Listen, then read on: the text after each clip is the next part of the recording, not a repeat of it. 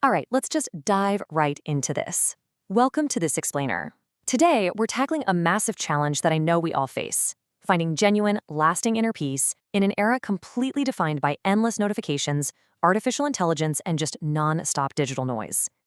Now, you might think the ultimate solution lies in downloading the newest meditation app, or maybe booking some high-tech biohacking retreat. But what if I told you the ultimate framework for cutting through all of today's chaos was actually laid out over 2 millennia ago? It's true. Today, we're exploring a deeply fascinating ancient text called the Cūḻa-Assapura Sutta. And as you'll see, it offers a surprisingly logical, highly structured, and profoundly psychological roadmap for achieving absolute mental clarity.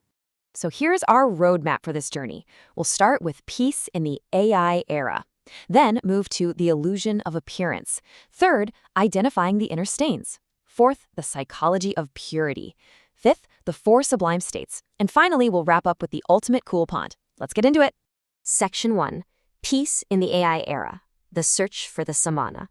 So, in these ancient texts, you'll often hear about a samana.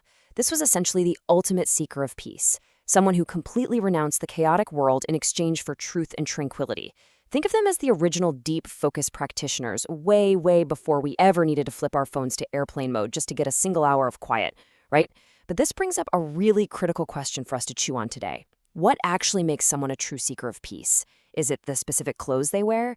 Is it the hyper-aesthetic wellness retreats they post about online? Or is it something entirely different? Section 2. The illusion of appearance, stripping away the superficial. You have to appreciate the sheer, brutal logic of the argument here. Back in ancient times, people genuinely believed that engaging in very specific, superficial acts made them pure. We're talking about things like wearing certain monastic robes, ritualistically bathing 3 times a day, or wearing your hair completely matted. But the Buddha countered this with some heavy sarcasm. He essentially pointed out that if simply putting on a special robe or taking a bath in a river instantly erased all of your internal greed and anger, well, your friends and family would have just forced you into it the very day you were born. They would have been like, come on, just put on this robe and you'll be a perfectly pure person forever. It's a brilliant way to completely invalidate the idea that external superficial hacks can somehow magically solve our complex internal problems. And the text really drives this point home with this specific observation. The Buddha noted that he saw plenty of people engaging in all these intense external rituals, wearing the right robes, fasting, living outdoors under trees, who were still just completely consumed by covetousness, malice, anger, and wrong views. The takeaway is pretty stark. An external uniform is entirely meaningless if the internal operating system is still infected with malware. Section 3. Identifying the inner stains, the hidden danger. So if changing the outside doesn't actually matter, we obviously have to look inside. And the text uses this incredibly striking, almost scary metaphor for this. It says that unaddressed inner negativity is exactly like a well-sharpened, double-edged weapon hidden inside its sheath. Think about that. On the outside, everything might look totally peaceful and harmless. You might look perfectly calm to everyone around you. But hidden just beneath the surface is this lethal, razor-sharp weapon that is just waiting to cause harm to yourself and to others. Okay, so what exactly is this hidden weapon made of? Well, the text doesn't leave us guessing. It provides a highly specific diagnostic list of these inner stains. First, we have abhijja, which basically translates to covetousness or really intense greed. Next is bhayapada, meaning malice or ill will toward others. Then krodha, which is explosive, fiery anger. Isha, which is envy. And maya, which translates to deceit or hypocrisy.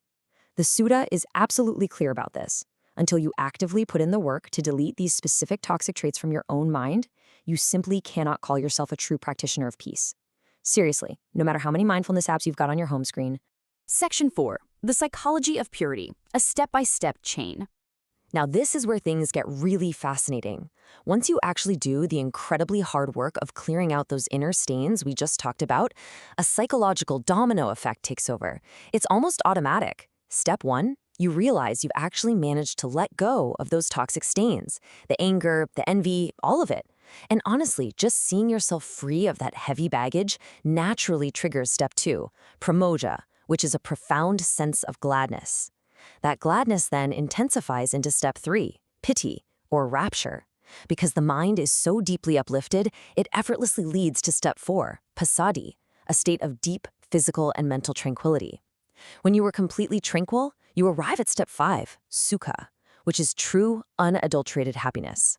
And finally, a mind that is truly happy effortlessly drops right into step 6, samadhi, unwavering concentration. You see, you don't actually have to force focus. Absolute focus is just the natural byproduct of a clean, happy mind. Section 5. The 4 sublime states, radiating peace. Now that the mind has hit peak concentration, it begins to interact with the world in a totally transformed way. And the sutta introduces what I like to call the ultimate toolkit for this, the 4 sublime states. First up is metta, which is this boundless loving kindness. Next is karuna, feeling deep, genuine compassion for the suffering of others. Then we have mudita, which is empathetic joy. This is literally being happy for someone else's success, which is the exact opposite of envy. And finally, upekkha, a rock-solid equanimity that keeps you perfectly balanced no matter what crazy things life throws at you. But it gets even more expansive here. The text explicitly instructs the practitioner not just to sit there and feel these states internally, but to actively radiate them outward. You're meant to project this loving kindness and compassion out to all 4 directions, then above, below, and all around you. The text describes it as boundless, measureless, and entirely free from enmity. In our hyper-connected modern world, imagine this as projecting your own inner Wi-Fi signal of absolute goodwill that covers the entire globe. You are quite literally generating world peace from the inside out. Section 6. The ultimate cool pond, quenching the world's thirst. To anchor all of these pretty lofty psychological concepts, the sutta leaves us with one deeply tangible, incredibly refreshing visual metaphor. It describes a clear, cool, clean, and beautiful lotus pond. Imagine for a second you've been walking through a scorching, endless desert. You're exhausted. You're burned by the heat of the world's anger and greed. Finding this state of mind, free of those inner stains, totally full of concentration and loving kindness, is exactly like a weary traveler finally arriving at this pristine lotus pond. It instantly quenches your thirst, and it completely washes away the burning heat of the world. And what makes this teaching stand out so much historically is its radical inclusivity. It explicitly lists out the ancient social classes of the time, the warrior, the priest, the merchant, the laborer. But the ultimate message here is that it absolutely doesn't matter if you come from the highest social class or the very lowest. It doesn't matter what your job is, where you come from, or what direction you happen to be walking from. If you are willing to do the internal work to clear those stains and cultivate those sublime states, this inner tranquility is available to you. It's the ultimate equalizer, period. Which really leaves us with this final thought. We spend so much time and energy optimizing our external lives, don't we? Our devices, our appearances, our endless productivity systems. But the Cūḻa-Assapura Sutta reminds us that true peace is and always will be an inside job. So, amidst all the digital noise and the relentless pace of our modern era, I want you to ask yourself, are you just putting on the robes of peace, or are you actually cultivating your own inner lotus pond? Thank you so much for joining me on this explainer, and I'll catch you on the next one.